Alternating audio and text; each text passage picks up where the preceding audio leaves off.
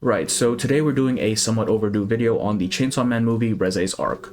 I've read the manga for this, I have seen the movie 3 times now. It's overall one of my favorite arcs within the series, and I thought it was great. So let's go ahead and just delve a little bit into it, right? Just a heads up, the clips and screenshots in this video will be scuffed as hell because the only file that I found to use for this video was also scuffed as hell, and I will not be elaborating on that any further. And obviously there's going to be spoilers, right? Like, I don't know why you would even be here if you haven't seen the movie, but there will be spoilers for the movie. But with all of that being said, let's just go ahead and get right into it, right?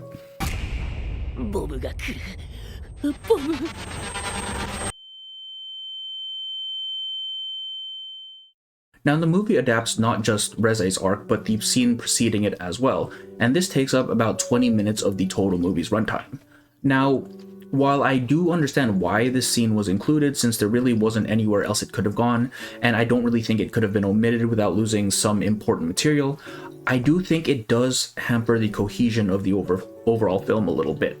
Because really, this movie could have been taken as a fully standalone experience, save for those first 20 minutes. And in that sense, it does feel a little bit out of place, right? It's a rather slow start to a story that otherwise ramps up very, very quickly. That being said, I don't think this scene was useless. It is certainly important to the movie, I just don't think it flows that well. Now, the sequence itself is fairly straightforward, right? Makima and Denji go on a movie date only to find that none of the movies are really hitting. Denji doesn't understand them or finds them boring, a sentiment that Makima also echoes. And while on the surface it doesn't seem like all that much is happening, I think it gives the viewer some fascinating insights as to what makes Denji tick exactly. Because up to this point, Denji has largely been portrayed as a creature of base desires. His pursuits are generally carnal in nature. He wants shelter, he wants food, he wants to slake his sexual thirst. He pursues the physical without a clear grasp as to why those things are desirable beyond basic needs fulfillment, right? And every single time it's this lack of understanding that inevitably leads to undesirable outcomes, right? He wants to touch boobs, he wants to kiss, he wants to have sex, all wishes that are fulfilled in ways that are ultimately disappointing or even repulsive. Even the very first desire that he actively articulates to another person, for someone to simply embrace him, is fraught with ulterior motive. At every turn, his affection is coerced, bargained, haggled for, to the point that he begins to mistake the transaction for emotional connection, which then leads to him questioning whether or not he still even possesses his human heart after those he ostensibly calls friends die. He doesn't shed a single tear, but the answer is much simpler than that. Makima says it herself. I don't like how it felt when they were trying to make us cry. Right, Denji can summon no true emotion when these terrible things happen because, like a movie that relies on those cheap gut shots to force a reaction, there was no real substance there to begin with. The burn is only ever in the first degree, but because he is too naive to recognize this, he is troubled by this question of whether becoming a devil has come at the cost of his heart. And this question too is reflected with the final screening. It is an unimportant scene, a sequence that he feels that he shouldn't be crying over, and yet he still sheds tears nonetheless. The lone showing in a marathon of movies that isn't fishing for a reaction, right? A scene of a mother embracing her son. In one fell swoop, this unimportant scene answers the question of his missing heart and reveals the core desire that's fueled every single pursuit that he's had till now, right? A yearning to truly and genuinely connect with somebody absent of conceit or pretense. And it's the same yearning that is at the heart of Reze's tragedy. To Denji, at least, her interest in him is genuine. Reze comes to him not with promises or rewards in exchange for obedience, but a simple and equal relationship. Right? His line, "I like people who like me," at first hearing sounds laughably simple. It's the same thought process that a toddler would have, devoid of any nuance or complexity, and yet it's also the closest he has ever come to understanding what exactly it is that he truly wants. He wants someone to like him, not for what he can give them, or what benefits they can bring out of him, or how useful he is, but because he is him, right? And I am forced to assume that in some way, the same rings true for Reze. She had every reason and opportunity to kill him and take his heart before the arc even properly began. She had her hand on her starter when they first met, but she refrained from pulling it. Something stayed her hand, and whether it was just intrigue or idle curiosity, it eventually burgeoned into some degree of reciprocation for Denji's feelings, evidenced by the fact that as the relationship develops, Reze's actions become progressively less logical. Ignoring the fact that she really should have put him down immediately, their first interactions are still laden with the hallmarks of manipulation, right? The laughing, the intrusion into his personal space, the physical contact, the compliment. It's all painfully performative and overdone in a bid for his affection, and I mean, it works, right? In contrast, their second meeting is more measured, starting with a distance between the two that gradually closes. The laughing and joking is replaced with teasing banter, and she isn't as touchy-feely as before. There are still undercurrents of manipulation, but it's not as overt or aggressive as their first meeting. Something about it just feels more genuine. More than that, Reze responds to his idle wishes in ways that no one else ever really has. Denji expresses his desire to go to school with her, and it mostly just comes off as an offhand remark, but instead of brushing him off or calling him stupid or giving excuses, she humors him, inviting him on a night trip to her school, right? And even if this was still part of the manipulation, it's something that didn't strictly need to happen. It's still Reze going way off script, and for Denji, it's almost an affirmation that if no one else is, she at least is listening to him. And it's kind of fitting because the school visit culminates in what I believe to be the emotional core of the movie, the pool scene. Visually and musically, this scene is stunning. The palette is filled with all of these otherworldly hues of blue and very bright light, while the music shifts from a nostalgic meandering tune to one that feels downright ethereal, rife with the soft tones of a piano and the piping of flutes. Coupled with the near unnatural shimmer of the water, this lends the scene a bit of a transient air, as if at this one moment in time they were living in a dream, because that's basically what it is, isn't it? A dream, a fairy tale where in those minutes leading up to midnight, Cinderella gets a taste of the life she had never known, right? For those fleeting moments, she is fulfilled. Her struggles and her tenacity are finally rewarded, fleeting as it is. There is no Chainsaw Man and no Bomb Devil here, no public safety agent and no Russian spy, no mission to be accomplished or rules to follow. In this moment, it's just two people, naked as the day they were born, basking in each other's company beneath the moonlight. And Denji, who has always acted as this sex-obsessed maniac, barely mentions it, right? Despite the nudity, the scene is oddly wholesome and deeply intimate, more so than any other romantic encounter he's ever experienced so far. And Reze, usually being so cheerfully belligerent, shares this moment in near silence, the only word she speaks being a promise to teach Denji all that he does not know.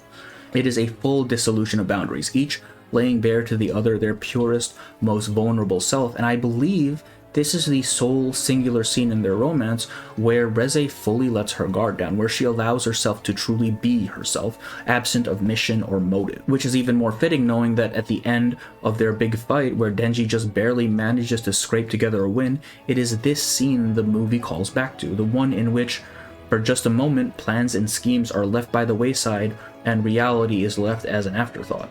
And then, just as swiftly, the clock strikes 12. The dreamers must wake, the return to the waking world harshly demarcated by a scene in Sanguine Scarlet. From here, the vibrant blues and bright contrasts that had dominated the visuals earlier are overtaken by darker, more muddled tones, grays and reds and browns that mix chaotically, grounding us firmly in the messiness of reality. The spell is broken, the ball is over, and Cinderella has to return to her banal, mundane existence before even that banality gives way to chaos. The big fight of this arc spans several city blocks, racking up an innumerable amount of casualties, the devastation mounting as buildings collapse and the streets run red with blood, and then even that devolves further into a literal whirlwind of color and noise, courtesy of the Typhoon Devil. All of this is the ultimate endpoint of Reze's own burgeoning affections. None of this needed to happen, right? Not the fight, not the pool, not the cafe, not even the phone booth. Surely, as a capable Soviet asset, Reze would have realized that Denji's neutralization was the top priority, that subduing him before he even knew who she was would have been the cleanest, most efficient approach to accomplishing her mission. It would have resulted in minimal casualties and no collateral damage. It would have left her cover intact and her alliances unknown. She had ample opportunity and she wouldn't have even needed to go full bomb to do it. She could have killed him in the phone booth, she could have killed him at the cafe, she could have killed him at the school or in the pool, but she didn't. Even after her position becomes compromised and she realizes that she's not the only one after Denji's heart, that she's running out of time, she still keeps up the charade for a little bit longer, right? Every single time she's given an option, she acts not in favor of finishing the mission as soon as possible as logic would demand, but in favor of swaying Denji through words and gestures to convince him to elope with her of his own volition, even if every moment spent doing this means increasingly uncertain outcomes. It's only when there are absolutely no other options left in what little time that she has that she finally turns to violence. And even that doesn't extinguish her infatuation, because after everything is said and done, after the fighting is finished and the dust is settled, she still inevitably tries to return to Denji. She is the Chloe to his Daphnis, but instead of the myths ending where the two live a happy life in the countryside, they get the bad ending, forever separated. And really, I think it was kind of inevitable, for as well as they complement each other, they are also each other's greatest poison. To circle back to the pool scene, there is an interesting visual woven into the swimming montage, that of the slow progression of a spider trapping and eating a butterfly. I think the analogy here is pretty clear. Denji is falling into Reze's trap. However, at first I found the specific imagery to be a little bit odd. A spider, yeah, sure. It's a hunter that ensnares rather than actively pursues. That makes sense. But a butterfly? I think a butterfly is probably the last creature that I would use to represent Denji. Maybe like a cockroach or some kind of fucked up beetle, but a butterfly, not so much. But I think this choice of imagery is very, very deliberate. If we get technical, the butterfly in question seems to resemble a chestnut tiger, a species endemic to Japan that, similar to the monarch butterfly, is toxic. The spider eats it, the spider dies. For all intents and purposes, Reze dominated Denji from start to finish, not just in the fight, but in every interaction they ever share. At no point is she ever on the back foot, she is always taking the lead. She beguiled him, she ensnared him, showed him a life that could be and experiences that he had ever known, and all that she gave him, he reciprocated in what ways that he could, and that in itself was poison. Because at the end of the day, they are kindred spirits, reflections of that same pitiful, hopeless person, the archetype of one deprived of a childhood, deprived of affection or connection, and used for the sole benefit of others. It's no surprise then that the same kindness Reze uses to capture Denji, when returned, would inevitably capture her as well.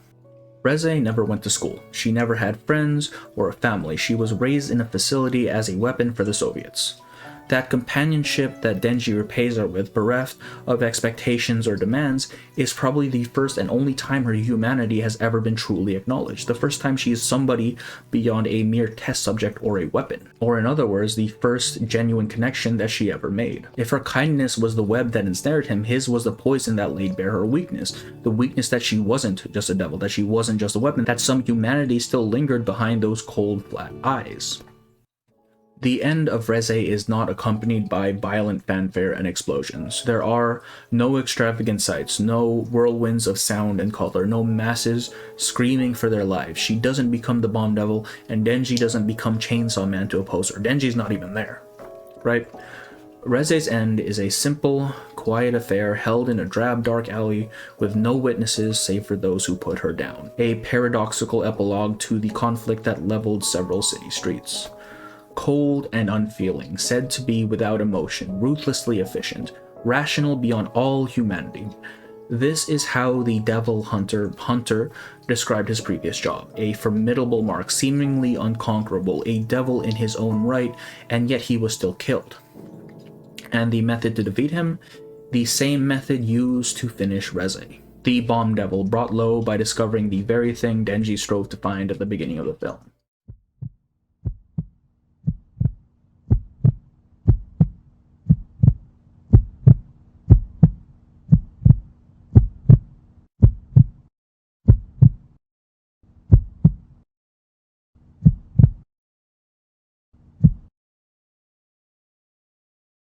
And just like that, the movie ends. There is no closure for Denji. He's stuck waiting till nightfall for someone who will never show up. And we, as the audience, are left haunted by what could have been.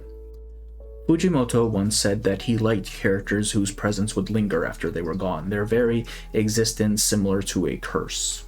It's not that hard to see why Reze becomes that curse. Her existence in the narrative, short as it is laden with potential. We are given a peek into a happy ending. We are shown the path to get there and even teased with near fulfillment, only to have it all ripped away at the last moment. We are left with echoes of maybes and could have beens, only to know in our heart of hearts that it'll never happen, right? It's just over. Much like this video. I really like this movie. Just on a technical level, the visuals, animation, and music were absolutely stunning, and I just really like Reze as a character. And I like Fujimoto's writing. I do kind of want to do more videos on Fujimoto's work just because I find his style so fascinating. Look Back's been on my list for a while, but it'll probably be a while before I actually manage to get anything done there. Regardless, that'll be it.